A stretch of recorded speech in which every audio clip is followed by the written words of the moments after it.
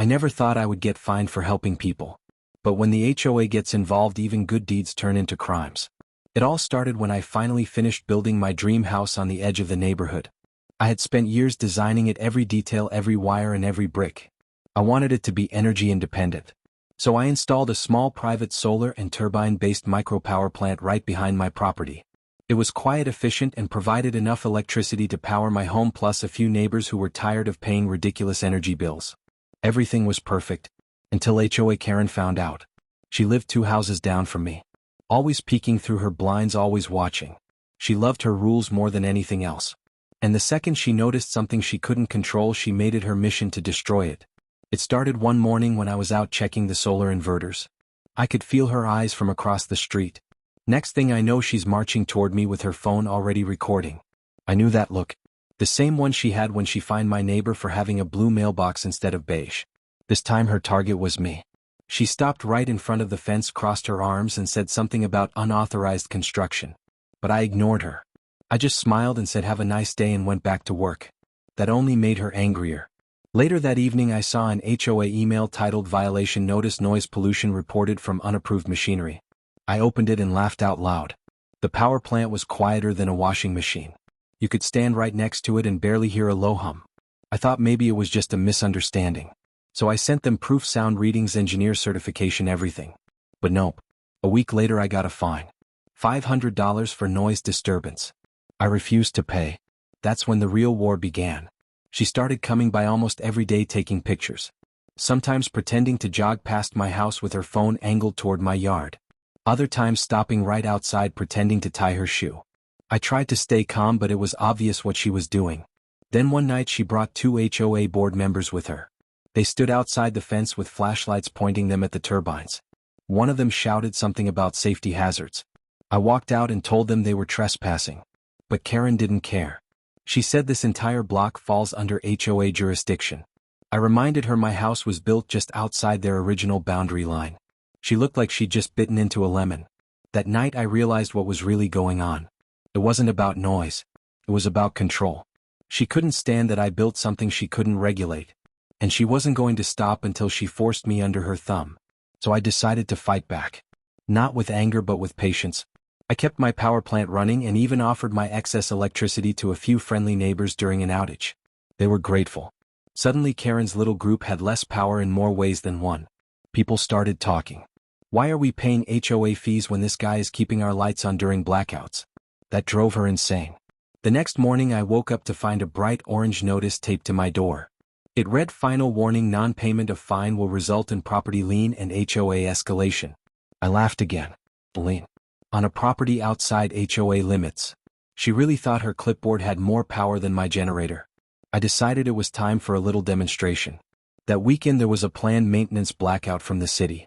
Everyone knew about it ahead of time except apparently Karen, who never checks neighborhood alerts. So when the power went out, half the street went dark. Except my house. And the few houses connected to my backup circuit. People came outside looking confused. Lights still on at my place, fans still spinning. They started asking questions. And I told them proudly, "I've got my own power supply, and if anyone needs charging or cooling, come over." Within an hour my driveway looked like a community center. Kids charging phones, parents making coffee, even one elderly couple plugging in their oxygen unit. Everyone smiling, laughing, grateful. And then, she showed up. Karen marched through the crowd like she owned the world. Her face red, her voice sharp. She shouted something about illegal power redistribution. I told her calmly, "It's called helping your neighbors during an outage." She yelled back saying it's a violation of HOA electrical compliance. I said again, "I'm not under your HOA." She didn't believe me. She called someone on speakerphone, probably another board member. She kept saying words like fine, enforcement, and legal action. But all I could hear was the quiet hum of my system keeping everyone comfortable while her house sat dark and silent. The neighbors started to notice too. One of them said out loud, "Hey Karen, maybe you should plug in too instead of yelling." Everyone laughed except her. That humiliation hit her harder than any fine ever could. That night she filed another complaint. This one accusing me of operating a commercial power business from residential property. The next morning 2 men from the HOA came by with clipboards demanding I shut everything down. I refused again. I told them I had full approval from the county energy department. They didn't believe me, so I showed them the papers. Signed, stamped, Official. They had nothing left to say. Karen was watching from her window the whole time. When they left, she stormed out yelling that she would get me somehow. I just smiled and told her good luck. Because at that point I realized she had no real authority left. She had lost control and she knew it. That week news spread around the neighborhood. Everyone learned the truth. The HOA had tried to find the one guy who literally kept the power running during outages. People started attending meetings questioning her leadership, asking where all the fine money went and why they were targeting the person providing free energy. The board started splitting.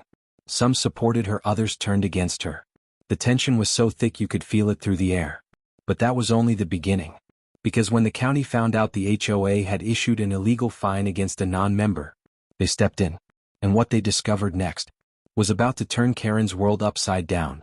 When the county officials showed up the next morning, I knew the real show was about to begin. They came in 2 white trucks marked Department of Infrastructure and Energy. They walked up with clipboards and polite smiles, and I could already see Karen standing on her porch pretending she had called them herself. She thought they were here to back her up, but she was about to get the biggest shock of her life. I greeted the inspectors and led them straight to the backyard where my setup was. They looked around taking notes and photos, checking every line, every panel, every turbine. After a while, one of them nodded and said everything looks perfect, no violations at all. Karen's jaw almost hit the floor. She walked over and started demanding they check again because apparently her ears could hear something they couldn't. They ignored her and continued their inspection. I could see her face turning red. She had spent weeks gathering fake complaints from neighbors about imaginary noise. But now the professionals were standing there saying it was all within legal limits. She couldn't handle that. She started pacing up and down, yelling about neighborhood standards and community harmony. One of the inspectors politely told her, "Ma'am, this property is not within your HOA jurisdiction." Her voice cracked when she said, "What do you mean not within?" They showed her a boundary map and said the HOA border ends 2 houses down. She had been trying to find me for something outside her control the entire time. That moment was pure gold. She froze like her brain couldn't process what she was hearing. All the power she thought she had just vanished in front of everyone. Neighbors came out to watch the scene unfold. Some even whispered to each other, laughing quietly because everyone had suffered from her rules before. After the inspectors left, she turned her fury back on me. She stormed into my driveway shouting that I was the reason the neighborhood was falling apart. She said my independence was creating chaos and rebellion. I calmly told her that if rebellion meant freedom from her constant control, then maybe it was time this community had a little chaos. That line hit her like thunder. Later that day I got a letter from the county. It confirmed that my energy system was fully certified and approved and that the HOA had no authority to fine or interfere with it. It also mentioned they were opening an investigation into the HOA for overstepping legal boundaries. That was the moment I realized this was bigger than a petty noise complaint. This was the start of the HOA's downfall. Over the next few weeks, the investigation got intense. County officers started visiting houses asking residents about their experiences with the HOA. And let's just say Karen's perfect record started cracking fast. People came forward with stories of unjust fines, threats, and manipulative behavior. One man even said she fined him because his kids left their bikes near the driveway for 10 minutes. Another woman said Karen entered her backyard without permission, claiming she was checking for unauthorized garden lights. Every story painted the same picture: power abuse. By now Karen had stopped waving at people. She rarely left her house except to glare at me whenever I was outside. Her little army of board members was falling apart too. Some resigned quietly. Others tried to distance themselves, claiming they had no idea what she was doing. But the damage was done. One afternoon the county invited me to a public review meeting. They wanted me to explain my side of the story and show how the HOA had interfered. I showed them everything. The fake fines, the photos she took, the emails she sent threatening to tow cars that weren't even parked illegally. The audience was packed with neighbors. When I told them how my power system had kept their homes running during the blackout, the room erupted in applause. Karen was sitting in the back looking like she wanted to melt into her chair. The county official thanked me for contributing to community safety and innovation. They even asked if I would consider working with them to help improve renewable setups for rural homes. That moment felt like victory. Not just for me but for everyone who had been bullied by that HOA. But Karen wasn't done yet. She couldn't stand losing. So she came up with one final desperate plan. She started spreading rumors, saying my power setup was unstable, that it was leaking radiation, that it was a danger to children and pets. Within days those lies spread like wildfire. People started asking questions again. But this time I was ready. I invited everyone for an open demonstration. I set up a small event in my yard called Power for the People. I explained every part of the system, how it worked, how safe it was, and how it actually reduced energy waste. Families showed up curious and supportive. Kids asked questions and I let them press buttons and see the meters move. Everyone loved it. Except of course Karen. She stood across the street recording again, her face tight with anger. But she couldn't stop the smiles, the laughter, the applause. After that event, the county sent her a cease and desist letter. They warned her to stop interfering or face legal consequences for harassment. It was over. Or so I thought. A week later, while I was at work, I got a call from my neighbor. He said Karen had called some contractors claiming they had authorization to inspect my power setup. They had shown up with tools ready to cut lines. Luckily, my neighbor stopped them and called me immediately. When I got home, I found Karen standing there arguing with the contractors. She said she was protecting the community from a safety hazard. I told her she was trespassing. The contractors left when I showed them the county permits. But Karen didn't move. She screamed something about me destroying the neighborhood spirit. I could feel my patience finally snapping. I told her the only thing I destroyed was her illusion of control. She didn't reply. She just stood there shaking. Then she muttered something under her breath about reporting me again and walked away. That night I sat outside watching the lights from my power plant glow softly across the neighborhood. Every house around me was bright, every porch warm, every home peaceful. And all I could think about was how the person who tried to destroy me had actually made me stronger. She wanted silence and obedience. But what she created instead was unity and independence. Then came the letter that ended it all. The county officially dissolved her HOA chapter. They found financial discrepancies, misuse of funds, and unlawful fines. The news spread fast. People celebrated. Someone even threw a block party. And guess who wasn't invited? Karen stayed inside.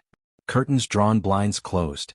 Her house dark because she refused to accept power from my system. But the rest of us moved on. Freer, happier, and brighter than ever before. And yet I knew her story wasn't done. Because people like her never fade quietly. They plot, they scheme, they wait for a chance to rise again. And I had a feeling she was already planning her next move.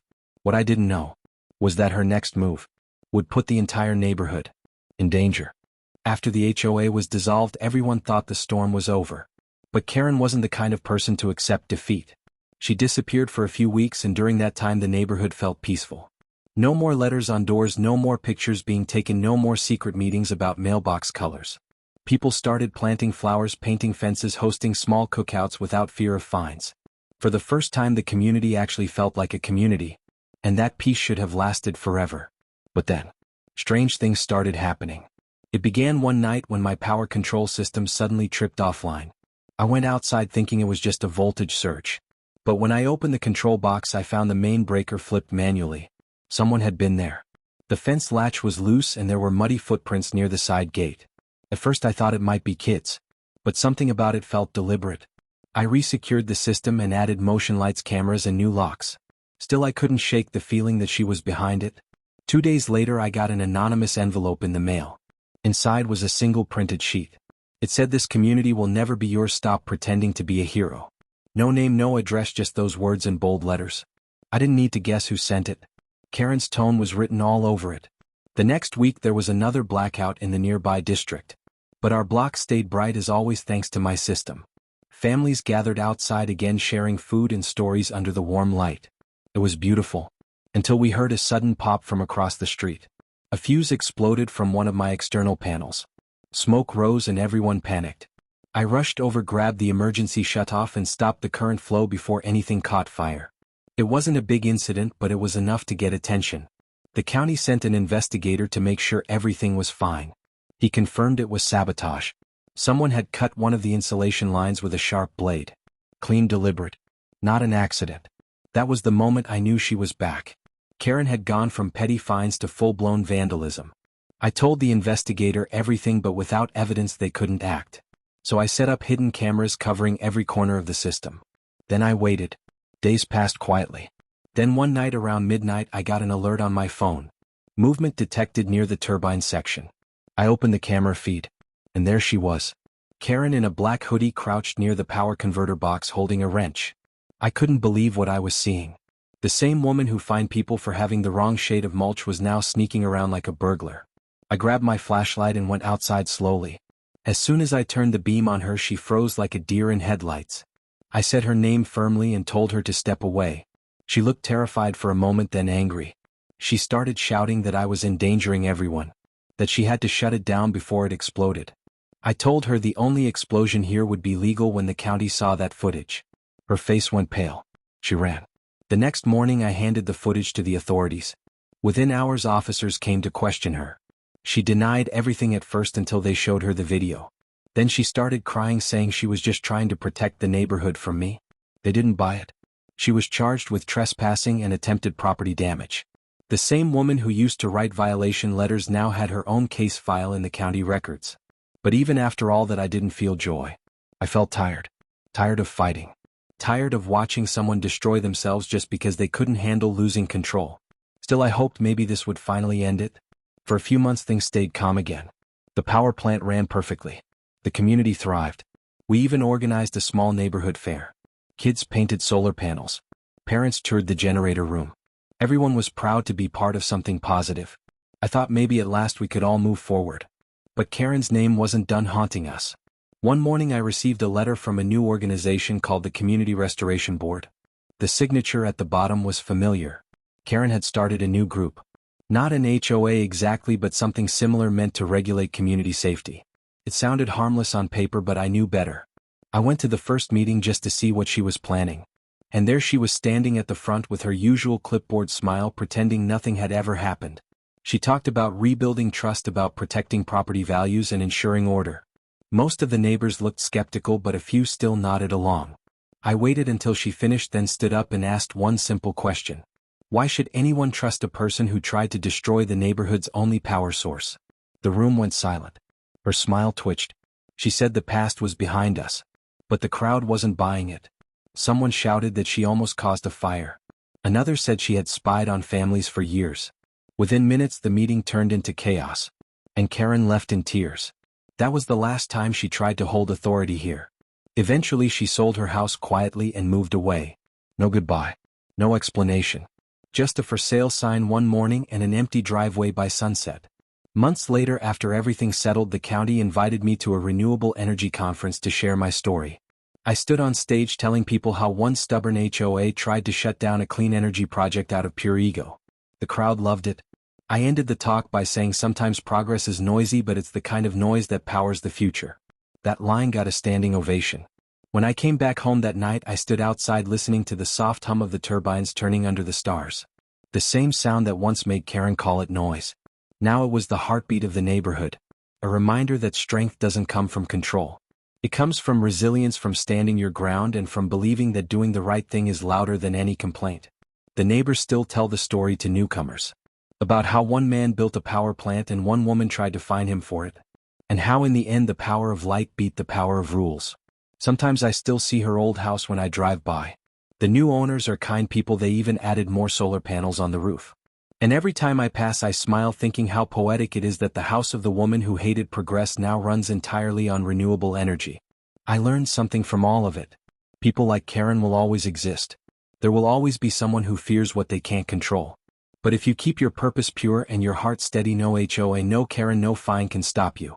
Because true power isn't about electricity. It's about standing tall when everyone else tells you to kneel. And so the hum of my little power plant keeps going. Steady, gentle, constant. A quiet victory song for everyone who ever stood up to unfair rules and said no more. The HOA is gone. The neighborhood is free. And the lights will never go out again. So that's how the HOA tried to find my power plant for noise. But guess what? That same noise kept their lights on. Funny how karma hums louder than rules. If you enjoyed this story, hit like, share it with a friend, and don't forget to subscribe. Because there's a lot more HOA drama coming your way.